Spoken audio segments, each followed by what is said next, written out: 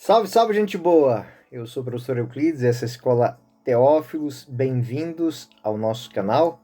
Não deixe de se inscrever, você que está chegando pela primeira vez. Não deixe de dar o seu gostei, o seu não gostei, depois de assistir o vídeo, para que a gente possa expandir o nosso canal. Muito obrigado a todos vocês que nos patrocinam e colaboram com o nosso canal aqui. Muito obrigado mesmo, de maneira especial, a professora Ana Lúcia Scapinha e a professora Márcia Aparecida Miguel Zeponi. Ela que tem um centro de orientação teológica existencial. O contato está aqui na descrição do vídeo. Gente boa, hoje o tema ele é muito bonito, é muito empolgante. Na última aula nós fizemos uma pequena análise sobre a jornada de São Paulo em Atos 16. E nós vimos os desdobramentos da prisão do apóstolo e como Deus usa de momentos de tribulação, de perturbação, podemos assim dizer, daquilo que é a paz aparente que deve haver nas nossas comunidades, para gerar graça. Hoje, a temática ela vai se ampliar.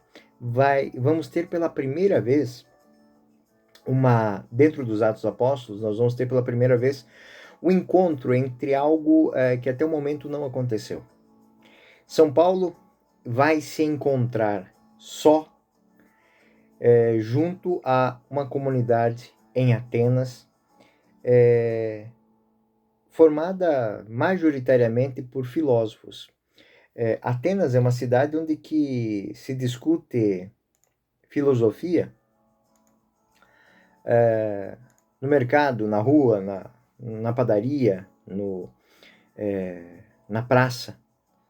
E São Paulo ele vai se ver naquela grande metrópole tendo que discutir. Só que ali ninguém conhece profetas, não se conhece a Sagrada Escritura, ele é mais um oriental que chega com um culto estranho.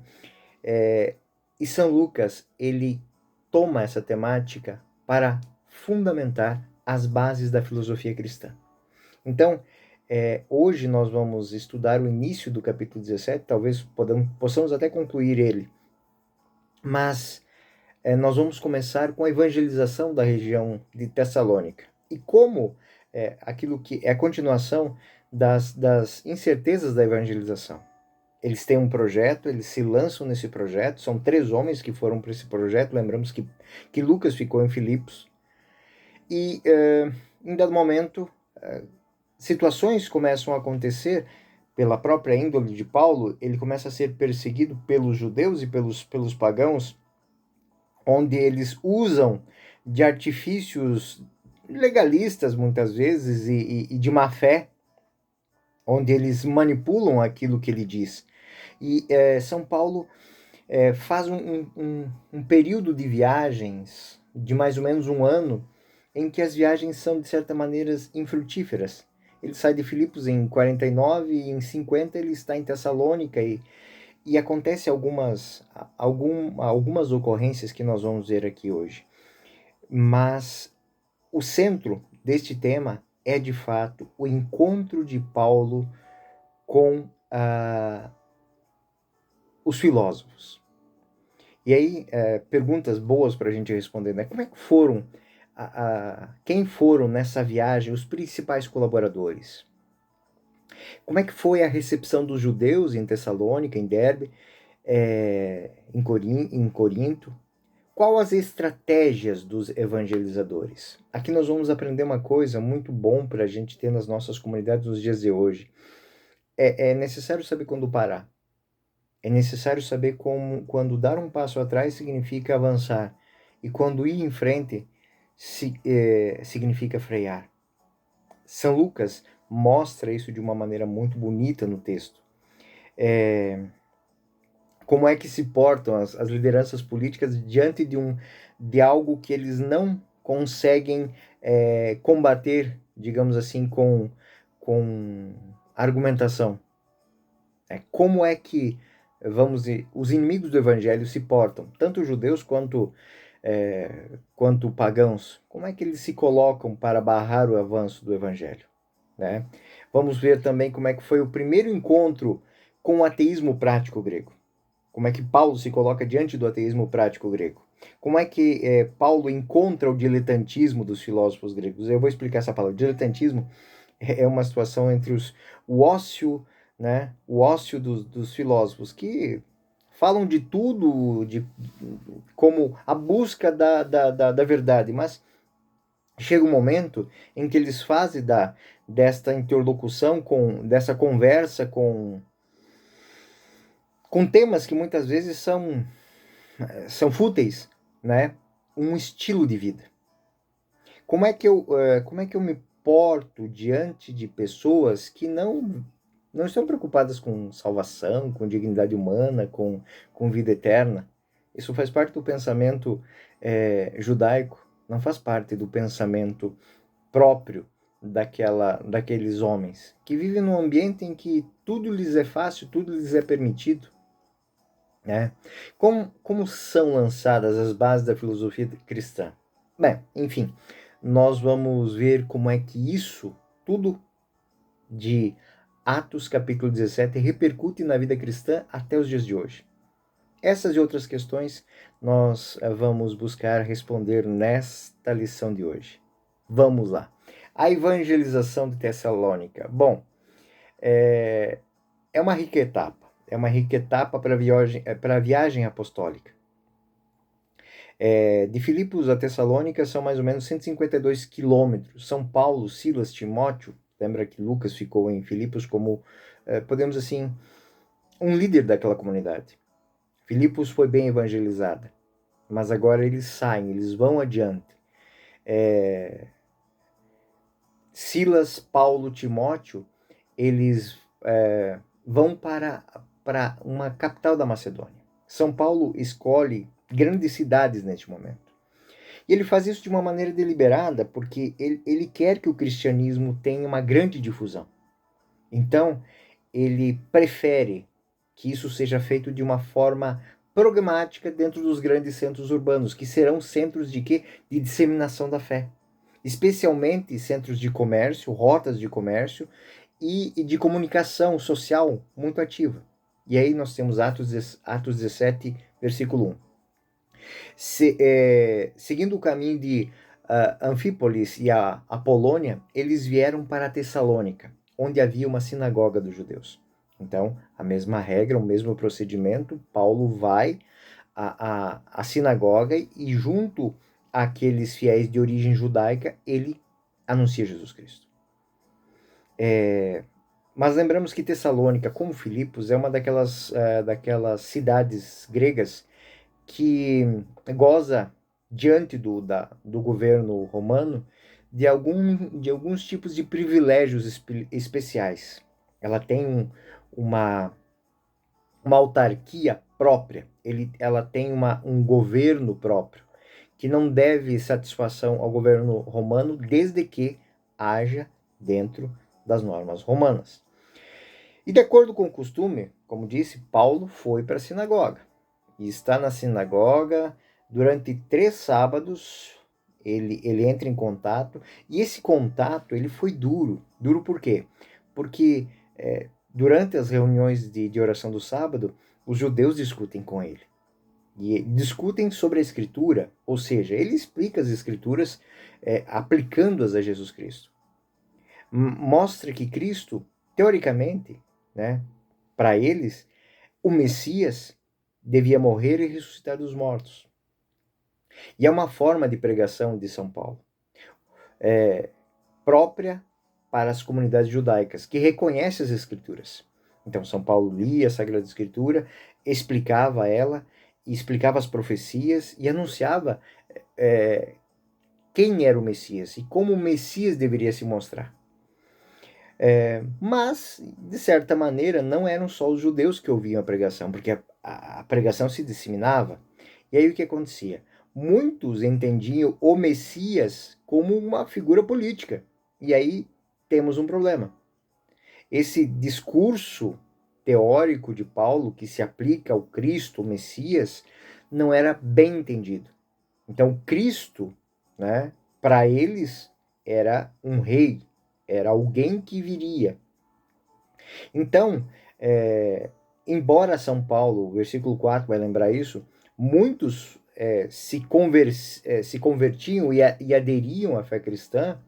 São Paulo e Sila começaram a expandir a pregação entre os gregos, entre os gregos que já começavam a entender o cristianismo. E, novamente, ele começa a formar a comunidade mista entre judeus e gregos, e de maneira muito especial entre as mulheres. Aqui também uma coisa que eu não falei no início, na introdução, é o protagonismo feminino. Como as matronas gregas ajudaram São Paulo. Ajudaram São Paulo, Silas, Timóteo, a progredir a sua pregação. Assim, a pregação teve sucesso no início, né? Embora a comunidade era heterogênea, formada de judeus e gregos também, mas principalmente de pessoas de grande importância social. O papel das mulheres de Tessalônica é muito importante. E em todas as fases, Lucas vai deixar isso bem claro, que dentro das comunidades de origem grega, as primeiras pessoas que buscavam a transformação de vida, a mudança de vida, a redignificação do ser humano eram as mulheres. Bom, eu enfatizo isso por quê? Porque esta parece uma característica que ficou nas cartas de São Paulo e tudo mais, que São Paulo tem algumas atitudes misóginas ou antifeministas. Não é isso. São Paulo sempre foi muito bem aceito pelas comunidades, principalmente pelas mulheres dessas comunidades, porque ele apresentava a dignidade da mulher. E São Paulo teve, a prova disso que ele teve uma grande colaboração das mulheres.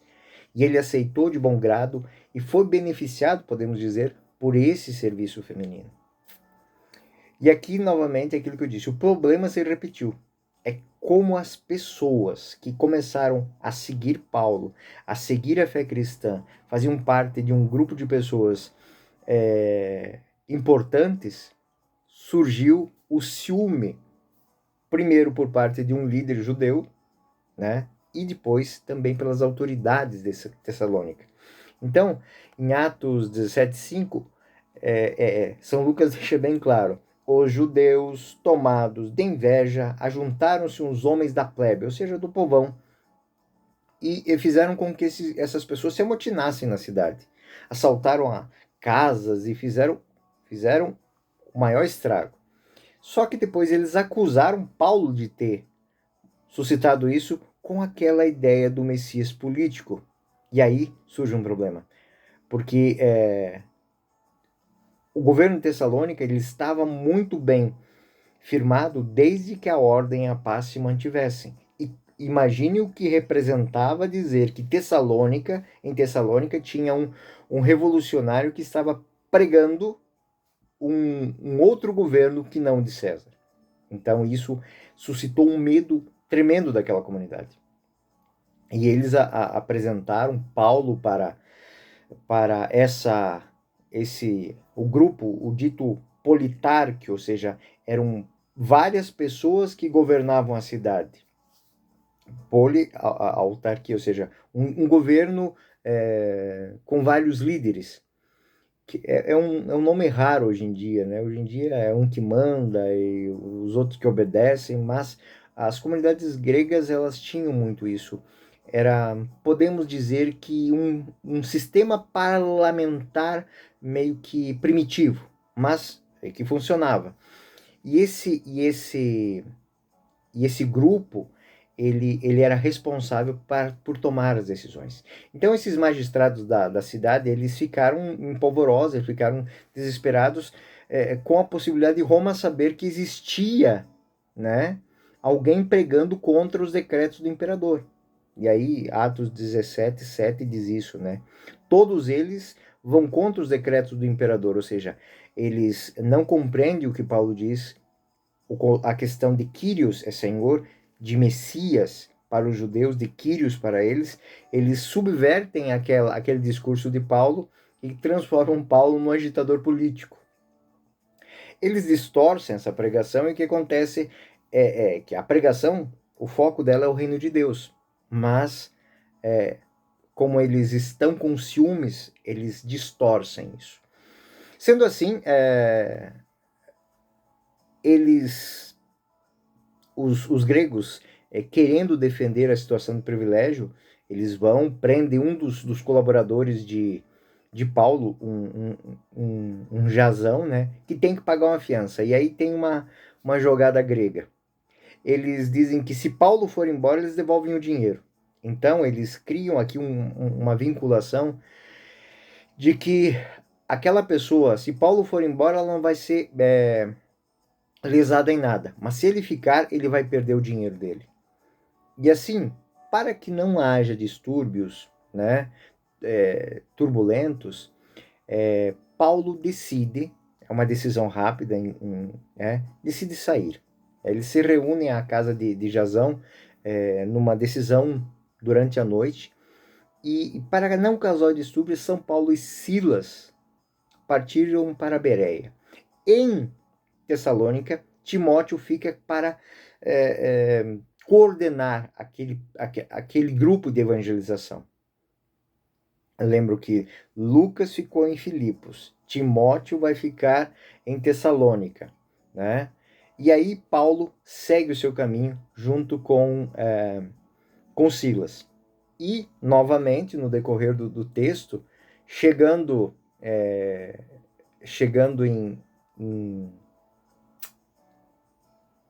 saindo da Tessalônica, São Paulo, ele vai para Bereia, e lá também forma.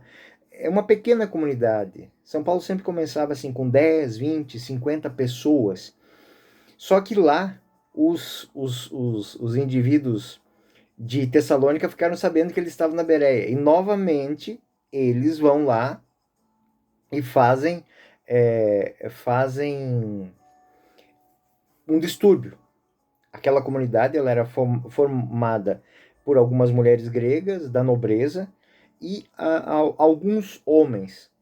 E novamente, aqui, Lucas enfatiza a presença das mulheres. O problema agora veio de fora, porque a Bereia, os judeus de Tessalônica, novamente vão perseguir Paulo. Vão acusar ele das mesmas coisas. E Paulo tem que fugir. Paulo foge pelo mar e ele embarca pelo mar e chega a Pireu, que é o porto de Atenas, né? Paulo está passando neste momento um momento de muita amargura, porque ele funda Filipos, não pode ficar em Filipos, funda Tessalônica e não pode ficar em Tessalônica, funda na Bereia e não pode ficar lá. E ele perdeu Lucas, e ele perdeu Timóteo, e ele perde Silas, e agora ele está sozinho no porto de Atenas, no mundo onde ele não vai encontrar a comunidade judaica para lhe dar amparo. Ele está diante de uma mudança de paradigma. Ele está diante de uma nova empreitada. E isso aqui é muito bonito. São Lucas quer mostrar que o Espírito Santo não deixa de fazer. Né? Não tem nada de perda para a fé cristã, porque nós temos Filipos, Tessalônica, Bereia, são 4 grandes comunidades, sem contar as comunidades que foram se formando pelo caminho, na caminhada. Mas São Paulo está angustiado porque ele semeia, e quando as sementes começam a germinar, ele não consegue coordenar aqueles grupos para que eles expandam com firmeza. Ele tem que ir adiante, ele vai indo adiante. É como que se o Espírito Santo estivesse empurrando São Paulo, empurrando com aquilo que a humanidade tem, com aquilo que a humanidade lhe oferece. E agora, porque o objetivo está adiante, está sempre à frente. A única coisa que São Paulo vai recomendar é dizer a Silas e Timóteo para irem se juntarem com ele o mais rápido possível. E ele tem que ir sozinho. E aí, em Atenas, São Paulo vai fazer a pregação no Areópago. Tudo o que nós vimos sobre São Paulo até agora, a sua maneira de pregar, de usar a Sagrada Escritura, de vincular os profetas no projeto, tudo isso, nesse discurso, tem que ser deixado de lado. O relato ele começa assim, Atos 17 e 16. Enquanto Paulo esperava em Atenas, à vista da cidade entregue à idolatria, seu coração enchia-se de amargura. Vocês imaginam o que é um judeu, para um judeu de formação judaica, ver ídolos de animais e de pessoas sendo cultuados como deuses. Disputava na sinagoga com judeus e prosélito todos os dias, mas eram poucos judeus, né? Ao ponto de que ele saía pela rua e na praça ele falava com aqueles que ele encontrasse. Entre esses, filósofos epicureus e estoicos que conversavam com ele. Diziam uns, que quer dizer esse tagarela? Outros, parece um pregador de novos deuses, pois ele anunciava Jesus e ressurreição. E aqui tem é algo que é cômico, mas interessante, porque ele pregava Jesus Cristo e o interessante é que a ressurreição, em grego, é anastasia, né? Então essas pessoas que estavam passando e escutavam ele pregar, entendiam que ele estava pregando deuses do Oriente, que se chamavam, um se chamava Jesus e a mulher de Jesus, Anastácia, né? Então é algo muito engraçado, porque aquelas pessoas que estão ali, elas querem ouvir tudo, elas querem conhecer tudo, elas querem se inteirar das coisas que estão acontecendo. Como disse, eles falam de filosofia pela rua, eles falam, e existem as escolas filosóficas, né? E quando a pessoa não entende o que o outro filósofo está falando, ela taxa ele de louco e vai escutar outro. É aquilo que eu falava. O diletantismo é quando eu quero pensar numa coisa nova. Não é nem pelo conteúdo do que eu estou. Simplesmente eu gastar meu tempo pensando. Então, São Paulo está sozinho na capital do mundo grego. Ele teve sucessos, ele vê os grãos, como disse, germinarem, mas ele não está fazendo o trabalho que ele gostaria de fazer. Sozinho em Atenas, ele tem a dificuldade de encaixar o seu querigma. Por quê? Porque ele está diante de uma cidade que não tem expectativas de um Salvador, de um Messias. O Deus daquelas pessoas é o comer, o beber, o vestir, o dormir, o pensar. A busca da verdade. Mas não a verdade que leva para um objetivo, que muda os paradigmas da vida de uma pessoa. A verdade simplesmente como uma posse para um joguete de crianças, onde um quer parecer mais sábio que o outro. E essas imagens, essas divindades,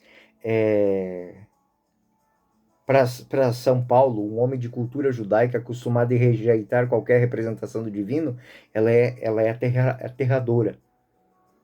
Então, em Atenas, ele vê em todo quanto é canto as representações humanas e divinas para todos os lados. Ele vai à sinagoga e não é bem... Não tem muito fruto, porque até mesmo os judeus dali não estão muito interessados nisso. Como disse, São Paulo, para aquelas pessoas, para as pessoas que ele está encontrando, ele é mais uma pessoa, ele é mais como disse, ele é mais um tagarela que veio do Oriente. Está pregando aí um tal de Jesus e a sua mulher Anastácia, né? Só que, em um dado momento, talvez porque não tivesse, o próprio Lucas deixa isso bem claro, talvez porque não tivessem o que fazer naquele dia, Eles levaram Paulo para um lugar chamado Areópago, que nada mais é que uma rocha aos pés da Acrópole, onde os filósofos e pensadores se reúnem para discussões públicas. Então, vários grupos discutem temas.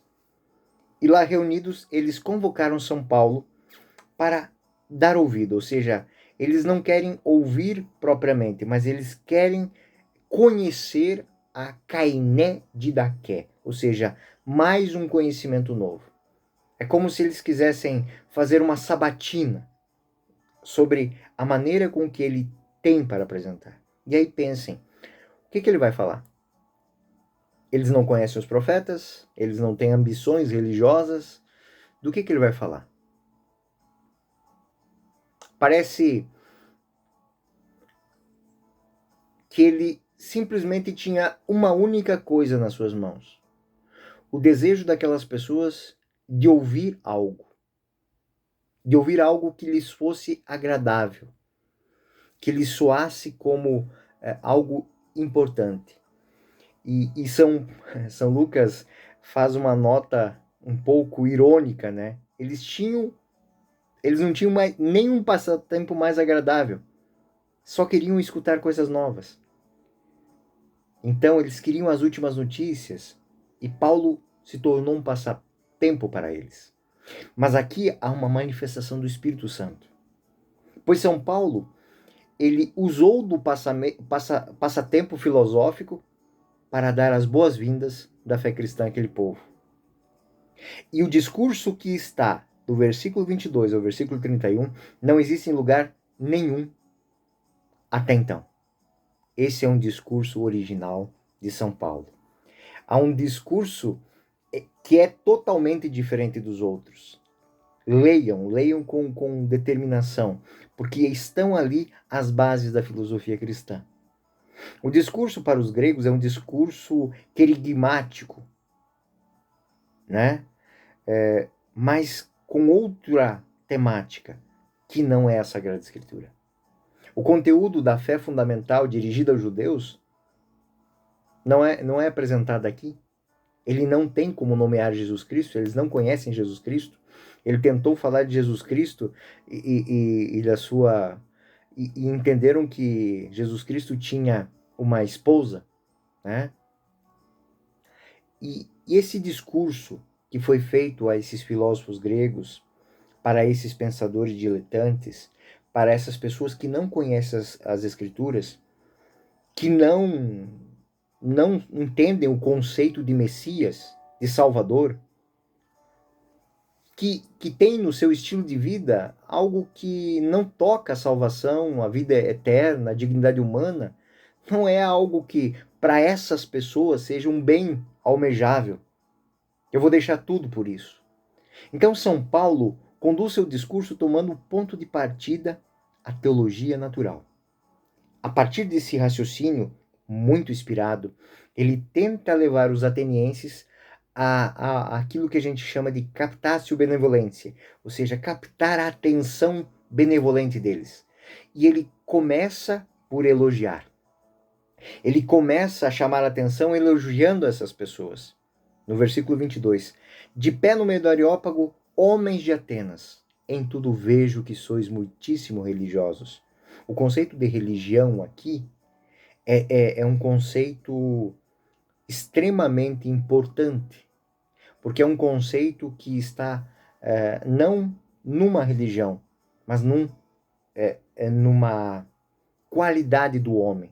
É o homo religioso, aquele que tem a intenção de crer, aquele que tem uma intenção de ver além, não somente com os olhos da matéria. E aí ele vai seguindo, percorrendo a cidade, considerando os monumentos de vosso culto. Encontrei também um altar com a seguinte inscrição: a um Deus desconhecido. O que adorais sem conhecer, eu vou anuncio. E aí é a chave. Eu imagino que São Paulo tremia em seu coração vendo que as porcarias das estátuas, das deidades, das abominações que ele via. Para ele aquilo era um ambiente totalmente aterrorizante. Mas ele não parte para as diferenças. Ele parte para aquilo que os une. Eu vejo que vocês são muito religiosos. E ele anuncia a partir do desejo. Provavelmente esse altar ao Deus desconhecido deve ter sido feito por uma pessoa com esse senso religioso que, não sabendo se era Poseidon, Zeus, Afrodite, Apolo, que tinha lhe proporcionado uma benesse na vida, ele simplesmente vai lá e constrói um altar para esse Deus desconhecido. E como ele não conhece qual foi a divindade que lhe fez o bem, que lhe deu um bem, ele dedica a um Deus cuja identidade ele não sabia. É o ponto de partida, ou seja, o homo religioso. Aquele que dentro de si, cultuando os deuses, deseja se encontrar com uma verdade transcendente. Deseja se encontrar com algo que seja além da matéria. E aqui, São Paulo, com uma convicção querigmática, eu venho proclamar a vocês que o Deus que vós adorais sem saber é o Deus que vocês não conhecem, mas que buscam nos seus íntimos, é esse que eu anuncio para vocês. Ou seja, ele parte do desejo de crer, mas não da imagem ou da determinação de um Deus. Ele parte do desejo. E esse é um princípio muito bom.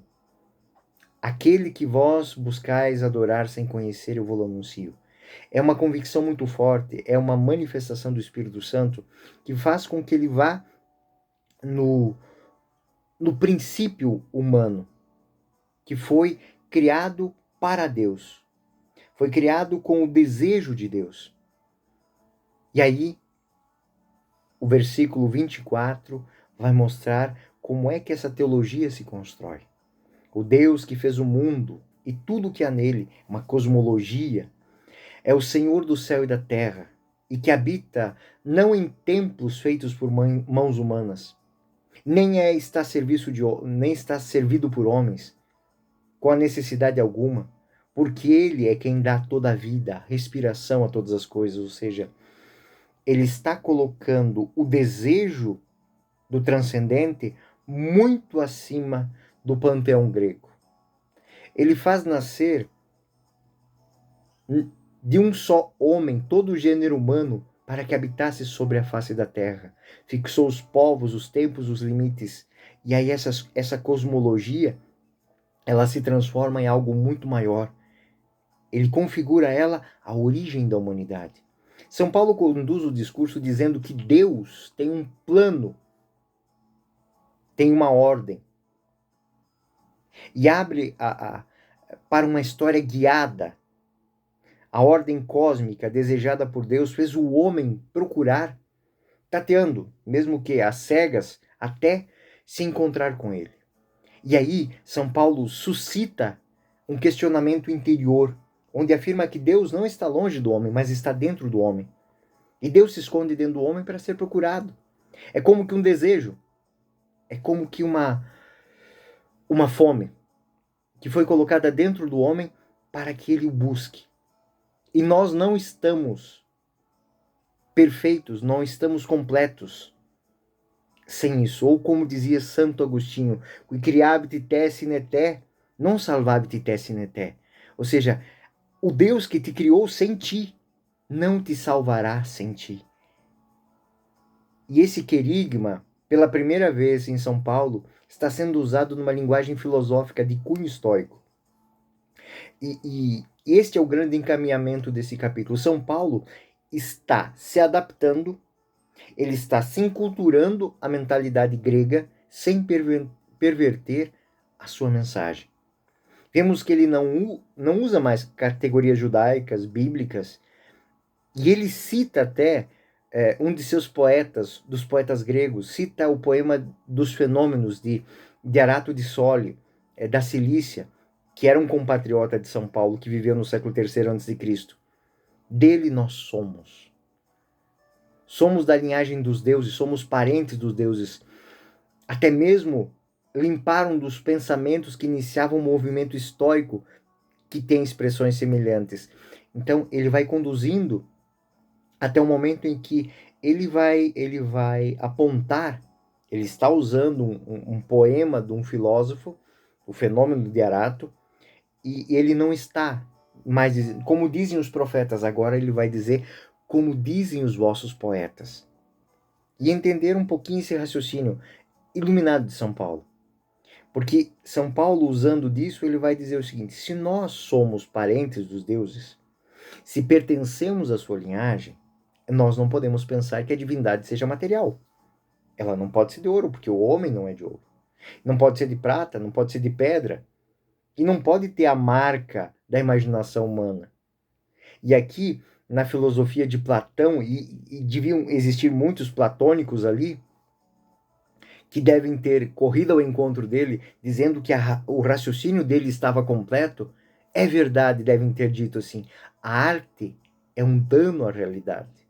Ou seja, nada do que o homem construir como pensamento se vai se configurar ao eterno e o transcendente. Versículo 29.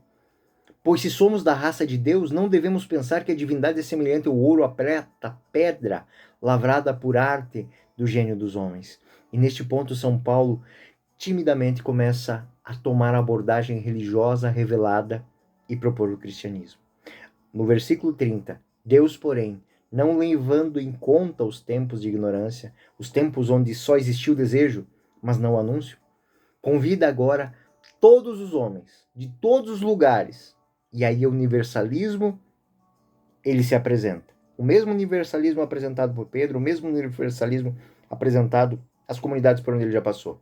Só que agora, esse universalismo, ele é lançado num lugar que antes nunca tinha sido, ou seja, ele está no coração de todo homem. E aí, versículo 31. Porquanto fixou o dia em que há de julgar o mundo com justiça, pelo ministério de um homem que para isso destinou, e para todos deu como garantia disso o fato de tê-lo ressuscitado dentre os mortos. Pau! Aquele discurso tão tênue deu de cara com o muro. Mas isso para nós tem uma grande importância teológica. Por que São Lucas apresenta isso? Por que ele não faz questão de desviar desse assunto, mas apresenta esse assunto? São Paulo direciona o anúncio pedindo que todos se convertam, que mudem de ideia, que façam a metanoia, a conversão, a mudança de caminho. E para mudar a mentalidade de Deus, ele estabeleceu um dia que chegará para julgar a terra com justiça. E este dia é para todos os homens. E como prova crível, a credencial maior, ele não pode deixar de lado. Ele ressuscitou Cristo dos mortos. E aqui, São Paulo conduz o seu falar querigmático de Jesus, mas não tem como desviar do tema teológico fundamental. E ele tocou num tema que os filósofos gregos não querem ouvir e nem ser mencionado. A discussão sobre ressurreição, que é, de fato, o ponto mais alto, o ápice da pregação cristã. Jesus Cristo ressuscitou. Contudo, o aprimoramento da matéria do corpo na perspectiva platônica é estruturalmente negativo. Ou seja, o homem, ele se liberta quando é só espírito. Quando a matéria não lhe contém, quando ele tem liberdade plena, ele tem expansão plena dentro da filosofia platônica. A matéria é um cárcere. Então, quando Paulo vai falar que a ressurreição é a credencial de que este homem é o caminho da salvação, ele bate com os filósofos platônicos. Isso é muito interessante, porque São Lucas coloca isso para não pôr panos quentes na nação. Ele quer mostrar de fato o que aconteceu. Porque se São Paulo tivesse falado, por exemplo, da imortalidade da alma, né? Eles teriam continuado ouvindo ele. Em vez disso, ele propôs um discurso que acabou. Ele falou de ressurreição. e que é uma ideia negativa de origem oriental que os estudiosos gregos rejeitam. A morte, a Thanatos, é para esses filósofos um momento em que o espírito e o homem finalmente se libertam da prisão da matéria para chegar no mundo das ideias. Então esses homens que vivem naquela cidade pensando, pensando, pensando, pensando, eles não querem, eles querem continuar fazendo isso. E aí, quando a ressurreição aparece, ele diz que o homem continua atrelado a esses limites que lhe são impostos pela matéria. Nesta hora, São Lucas faz questão de mostrar que zombaram dele, né? Ah, tá bom, né? Muitos zombaram, outros um pouco mais polidos, que já tinham talvez compartilhado do pensamento, mas agora ele, como é que nós vamos fazer? Agora todo mundo está vendo o que ele disse. Bom, nós voltamos a ouvir você outro dia. Então, no versículo 32, quando São Lucas relata que quando ouviram falar da ressurreição dos mortos, uns zombaram e outros diziam: a respeito disso, te ouviremos outra vez. Assim, Paulo saiu do meio deles. Porém, alguns homens aderiram e creram neles. Entre eles, Dionísio, o Areopagita, ou seja, o homem que cuidava do Areópago, que já tinha escutado de tudo, mas viu na pregação de Paulo algo consistente. Uma mulher chamada Dâmaris, novamente, São Lucas mostrando que entre os gregos a comunidade, as comunidades tinham essa dinâmica fundamentalmente feminina, e com eles outros ainda. Na verdade, a comunidade de Atenas, ela não tem uma história, ela não tem uma comunidade, ela não é significativa. Ela é um pequeno grupo de pessoas que conseguiram se libertar daquele padrão de cultura. É um ambiente, o ambiente desses filósofos, desses pesquisadores. Atenas era uma cidade onde que existiam cientistas, existiam filósofos, essas pessoas estavam sempre procurando algo de novo. Então, sabe, o diletantismo que eu falei, ele existe até hoje. Pessoas que você vai, elas vão te ouvir para ser mais uma coisa para elas colocar no gabedal de conhecimento inútil para elas. São Lucas, ele apresenta esta cena para mostrar que o tema lucano é que o cristão ele deve estar atento às culturas, aprender a falar com elas, a vislumbrar as sementes do evangelho e suscitar que elas germinem. São Paulo é uma prova de que um homem de fé deve buscar conhecimento da humanidade, deve fazer desta cultura também um instrumento. E esse instrumento, ele em alguns ambientes é valioso e pode ser o único que você tem nas suas mãos. Somente que, isso é muito importante que se ouça, devemos ser fiéis e jamais deixar nos envolver por esse diletantismo. Porque quando a gente está falando de cultura, a gente está falando de conhecimento, as pessoas aplaudem você. E aí você se torna mais um daqueles que vai gastar o tempo, os dias de sua vida sem de fato ter um projeto, sem de fato ter um objetivo, sem de fato ter um propósito. E isso não é cristianismo. Conhecer o homem, conhecer o humano, abre caminhos para anunciar o divino. Mas é sempre o anúncio inegociável do verbo divino que deve ser o nosso objetivo final. É isso que esse capítulo 17 tem como fundamental.